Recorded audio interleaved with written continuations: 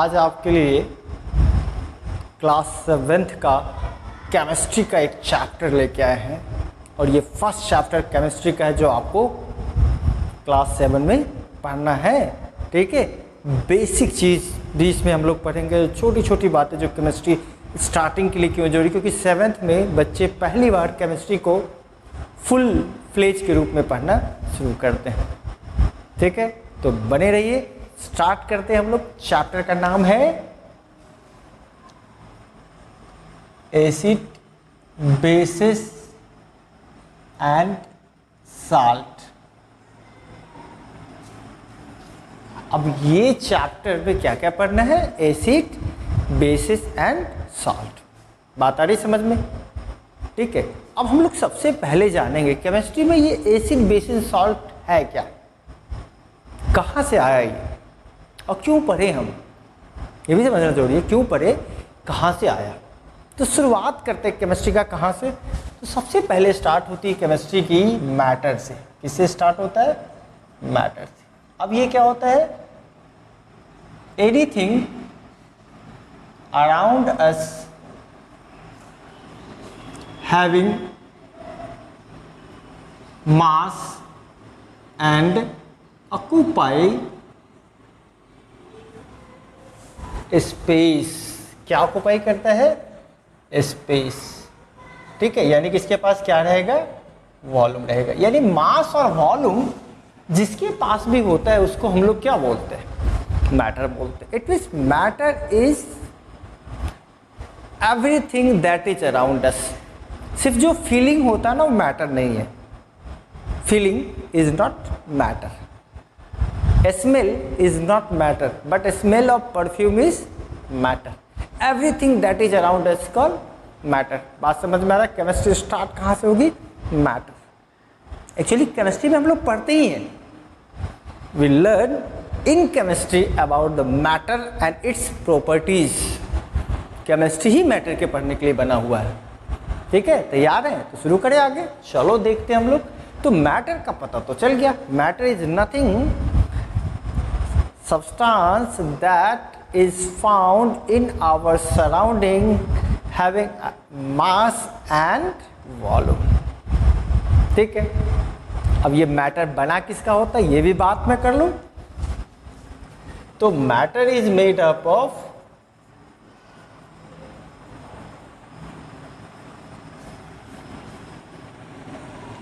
tiny particles called atom. क्या बोलते हैं उसको भाई? एटम बोलते हैं। जो छोटे छोटे पार्टिकल्स का बना हुआ है मैटर, उसको क्या बोलते हैं? एटम। पूरी वीडियोस देखना, नेक्स्ट वीडियोस भी देखना, आपको समझ में आ जाएगा। तो मैटर किसका बना हुआ है? एटम्स का बना होता है। ठीक है, ये समझ में आ गया।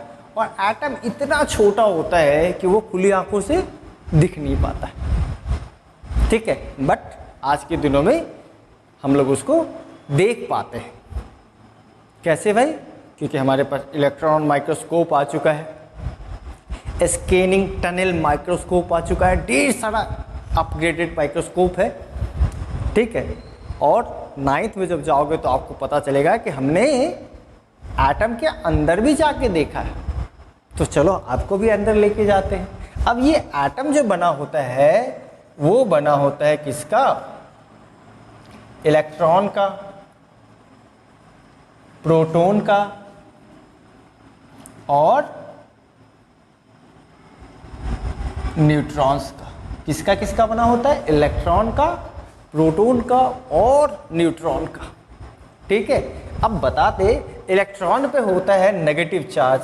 कितना? 1.6 इंटू 10⁻⁻19 कूलम चार्ज होता है। और इसके ऊपर होता है प्लस 1.6 इंटू 10⁻⁻19 कूलम। चार्ज का ऐसा यूनिट क्या होता है? कूलम। पढ़ा होगा आपने पहले। ठीक है, अब न्यूट्रॉन पे कोई चार्ज नहीं होता है, नो चार्ज। बात समझ में आ रही है? बोर्ड दिख रहा है अच्छे से, है ना? अब बता दें कि एटम रहता है कैसा है, थोड़ा स्ट्रक्चर भी बता देते हैं आपको। ठीक है, फटाफट अभी आपको बताते हैं।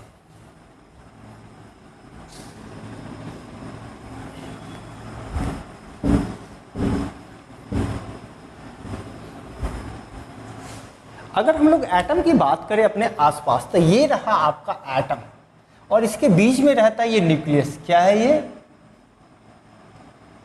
Nucleus of atom. इस न्यूक्लियस के अंदर होता है प्रोटॉन और न्यूट्रॉन, ठीक है, और इसके चारों ओर इलेक्ट्रॉन रिवॉल्व कर रहा होता है ना। ये हो गया के सेल, ये हो गया एल,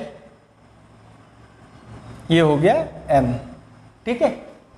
सेल होता है पाथ, जिस रास्ते से इलेक्ट्रॉन मूव कर रहा है। इसमें क्या होता है? इलेक्ट्रॉन्स रहता है यहाँ पे, ठीक है। पहला के मान लो, दूसरा जो उसका रास्ता हो गया, इसको बोलते हैं ऑर्बिट। क्या बोलते हैं उसको? ऑर्बिट और पाथ, ठीक है। इसमें इलेक्ट्रॉन क्या करता है? इलेक्ट्रॉन्स रिवॉल्व,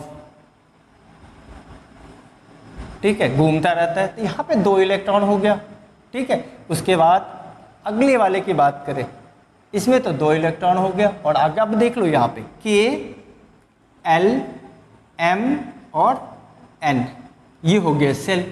क्या हो गया भाई?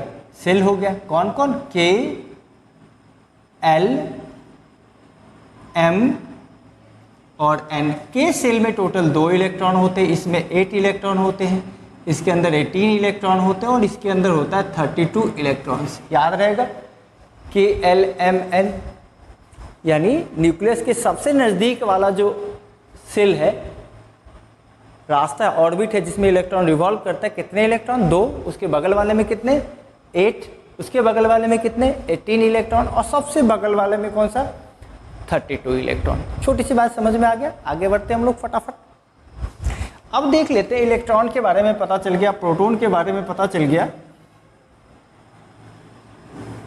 न्यूट्रॉन के बारे में पता चल गया। न्यूट्रॉन के पास कोई चार्ज नहीं होता है। ध्यान से बने रहना, पूरा वीडियोस देखना आराम से। Basic of chemistry class 7th में अच्छा होगा, आगे चल के पूरा अच्छा हो जाएगा। अब चलो बात करते हैं, अब एटम के अंदर क्या होता है? जितना नंबर ऑफ इलेक्ट्रॉन्स होता है उतना ही होता है नंबर ऑफ प्रोटॉन्स। याद रखना, जितने किसी भी एटम के अंदर जितना इलेक्ट्रॉन होगा उतना ही क्या होगा? प्रोटॉन भी होगा, ठीक है। और number of protons present in the nucleus of atom को हम लोग बोलते हैं एटॉमिक नंबर। क्या बोलते हैं उसको?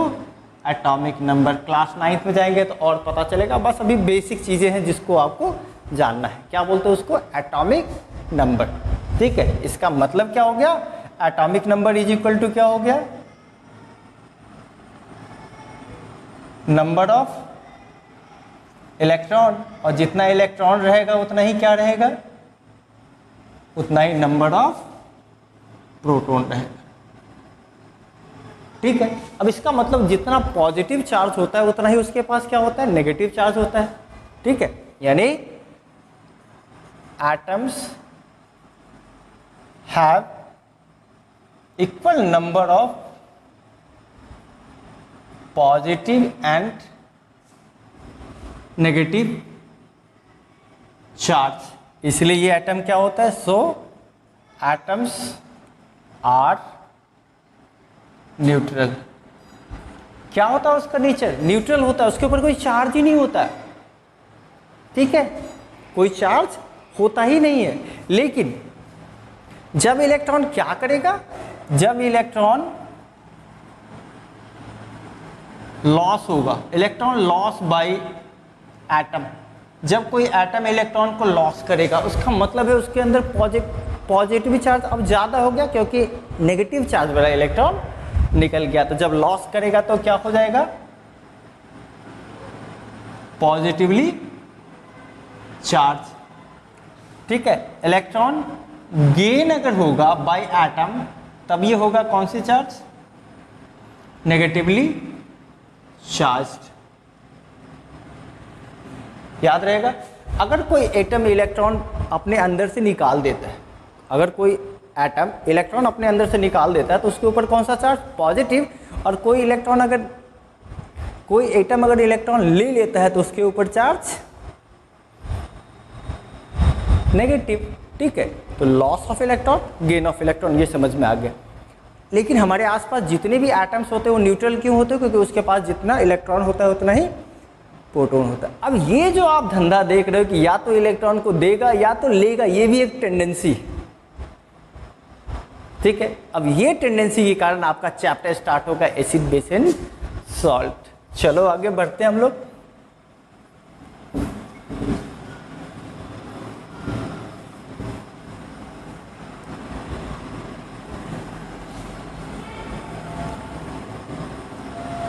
अब बात करते हैं कि हमारे आसपास सबसे पहले मैटर होता है, और मैटर किसका बना होता है? एटम्स का। ठीक है, तो पहले हम लोग देख लेते हैं प्रॉपर्टीज ऑफ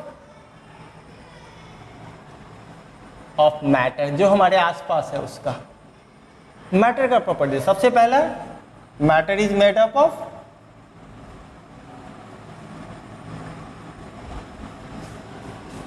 एटम्स। किसका बना होता है? एटम्स का बना होता है। और क्या बात है? एटम्स आर वेरी स्मॉल, ये बहुत ही छोटा होता है। ठीक है, बहुत ही छोटा होता है। ये तो पता चल गया आप लोग को, एटम का प्रॉपर्टीज पता चल गया। अब आगे बढ़ते हैं हम लोग, ध्यान से देखना इन चीजों को।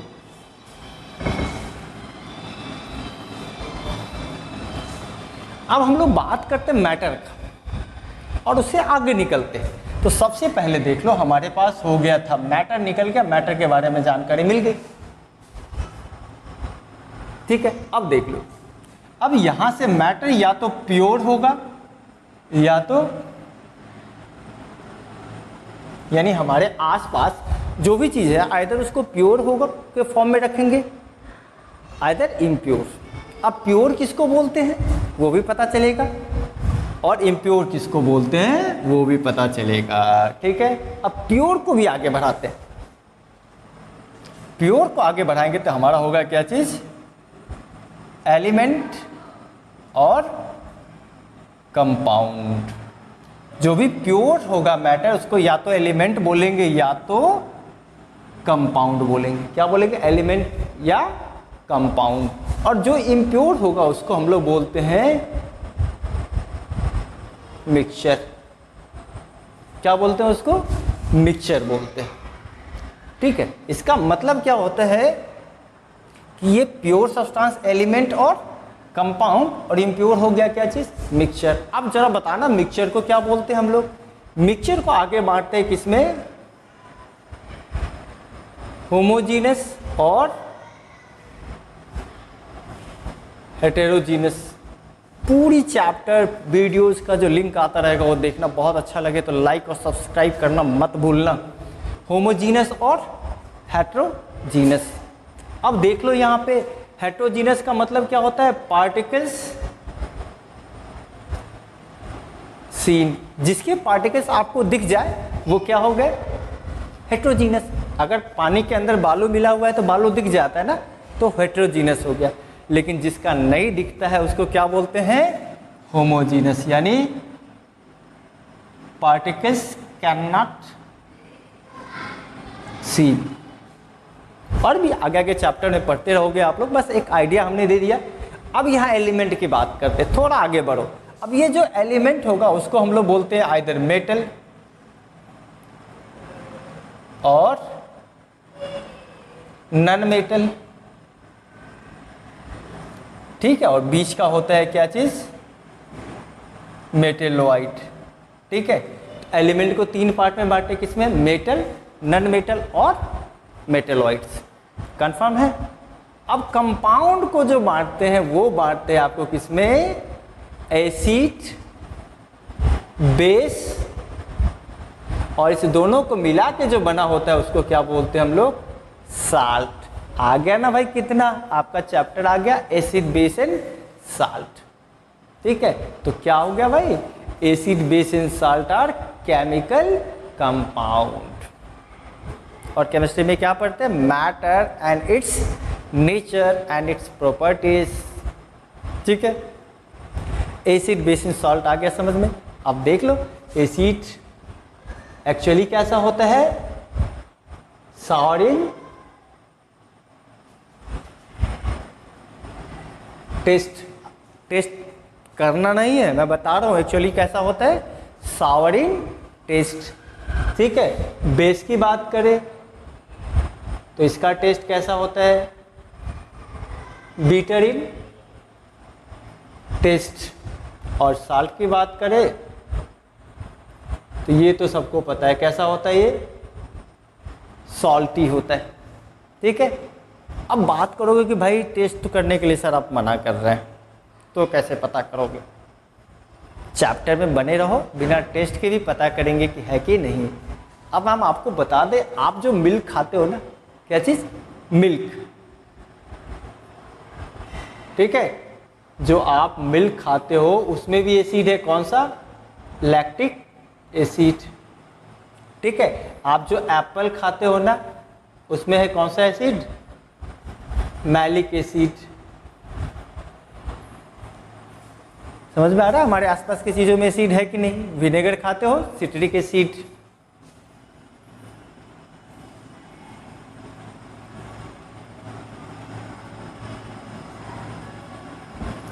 टी जो आप खाते हो उसमें होता है कौन सा, टैनिक एसिड। ये जितने भी एसिड है ना वो सब कहाँ से मिले हैं सर, प्लांट से।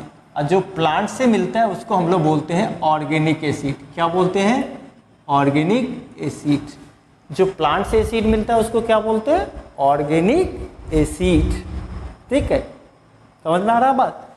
और बात कर ले तो एक आपका एसिड कौन सा हो गया, ऑर्गेनिक एसिड, है ना।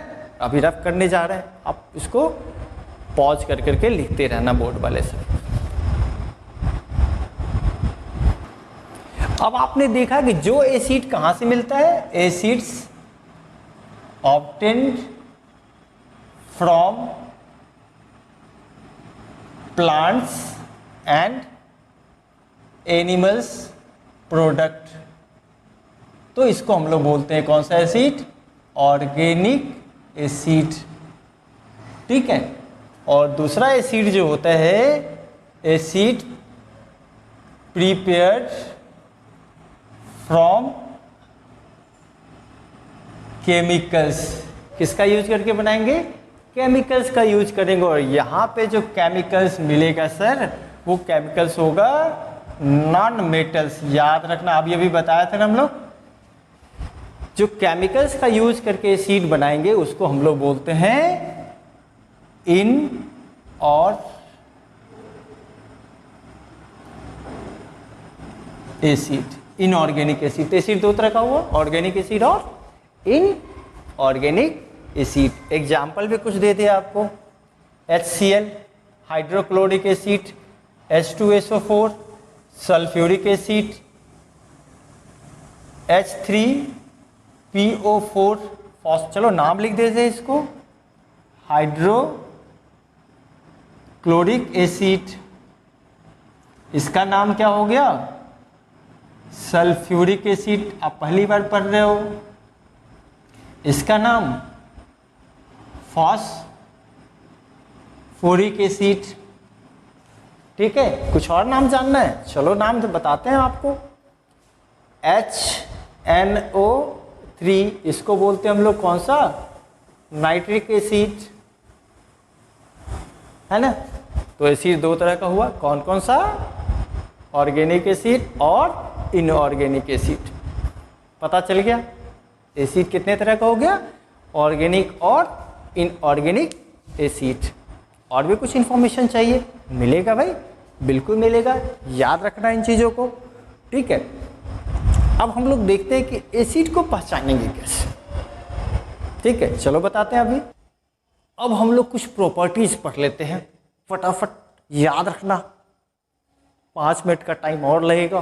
प्रॉपर्टीज ऑफ एसिड, वो भी कौन सा properties, physical, chemical. Next videos में हम लोग देखेंगे physical properties. Acid are sour in taste, खट्टा होता, मैंने पहले ही बता दिया था। दूसरा, acid are corrosive in nature, याद रखना एसिड स्किन पे मत गिराना, स्किन को जला देगा। तीसरा, एसिड आसानी से पानी में घुल जाता है, बट ध्यान रखना, याद रखना, acid can not be added. Acid no no no no no, water can not be added into the acid, acid added into the water. यानी पानी में एसिड मिलाना है, एसिड में पानी नहीं मिलाना। क्यों? क्योंकि जब आप एसिड में क्या मिलाओगे, पानी, तो एसिड ज्यादा रहेगा और पानी कम रहेगा और उसमें से आग निकल जाएगा। ओए आग नहीं, हीट। ये एक्सोथर्मिक रिएक्शन है। कौन सा रिएक्शन है? Exothermic reaction. और क्या निकलता है भाई? हीट निकलता है, जो आपको क्या कर सकता है?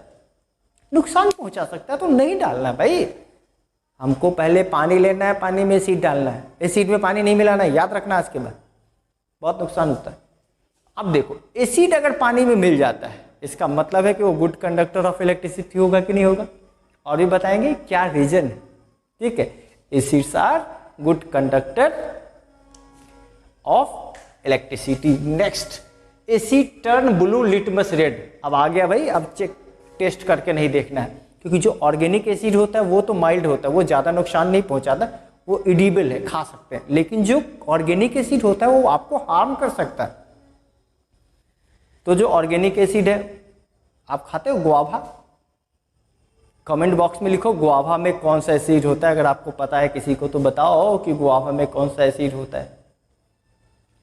आंट अगर काटती है, चींटी काटती है, तो कौन सा एसिड हमारे बॉडी में डालती है वो? ठीक है, लिखो, मैं बताता हूँ। फिर कमेंट बॉक्स में देखते हैं हम लोग, नहीं तो फिर अगले वीडियोज में देखेंगे हम लोग। ठीक है, अगर आप लोग को नहीं आया तो अगले वीडियोज में बताएंगे। देखते कौन कौन बच्चा कमेंट बॉक्स में लिखता है acid present in ant bite, और acid present in guava, acid present in sugar cane, जो खाने में बहुत मजा आता है। चलो अब बात करते हैं किसका? लिटमस पेपर का। अब ये लिटमस पेपर है क्या? तो ये इंडिकेटर है, इंडिकेट करता है कि एसिड है कि बेस।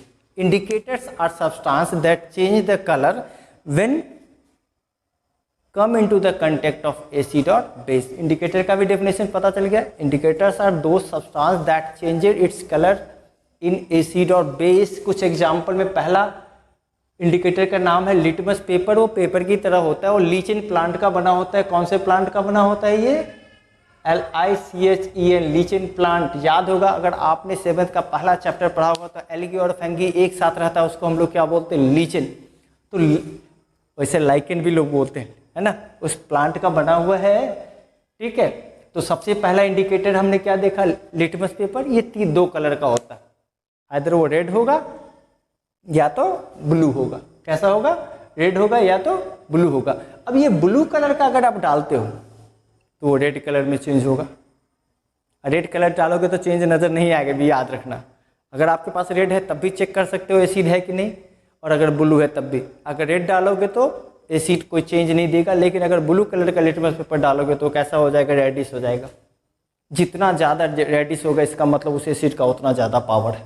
आप चेक करके देखना, नींबू में अगर डालोगे तो उसका कलर कम चेंज होगा, और बैटरी में जो एसिड डाला जाता है उसमें किंग ऑफ एसिड। याद करके बताना कमेंट बॉक्स में बैटरी के अंदर कौन सा एसिड डाला जाता है और कौन से एसिड को हम लोग किंग ऑफ एसिड बोलते हैं। मिल लेंगे अगले क्लास में तो फिर और देखेंगे।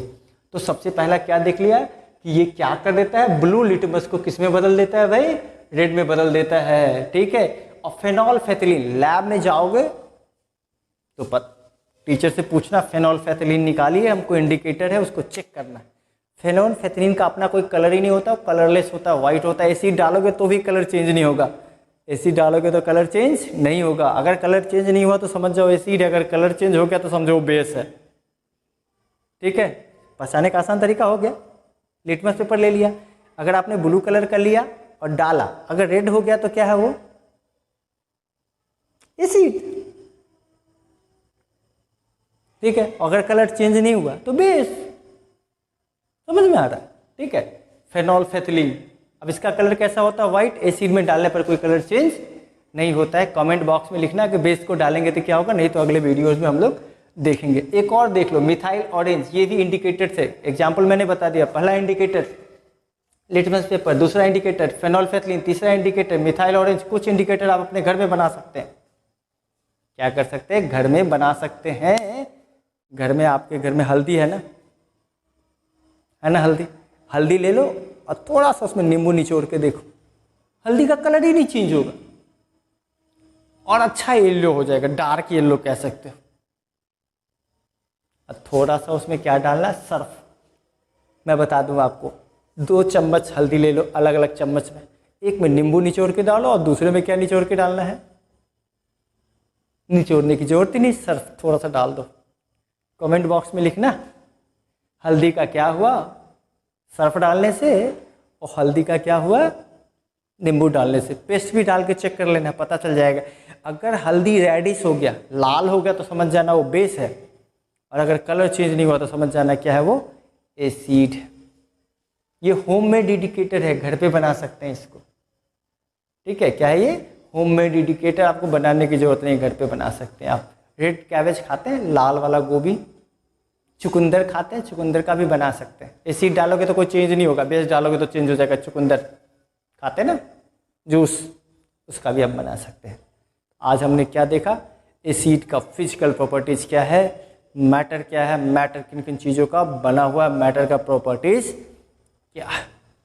अगले वीडियोस में आपको लेके आएंगे केमिकल प्रॉपर्टीज ऑफ एसिड क्या है, और एसिड को लैब में कैसे बनाएंगे, और बेस का फिजिकल प्रॉपर्टी क्या है।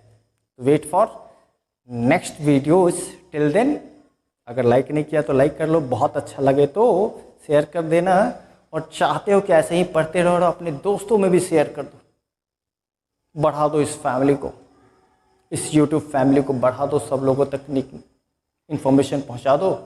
पढ़ना है तो लाइक करो, शेयर करो, सब्सक्राइब करो। थैंक यू फॉर ज्वाइनिंग फटाफट स्कूल।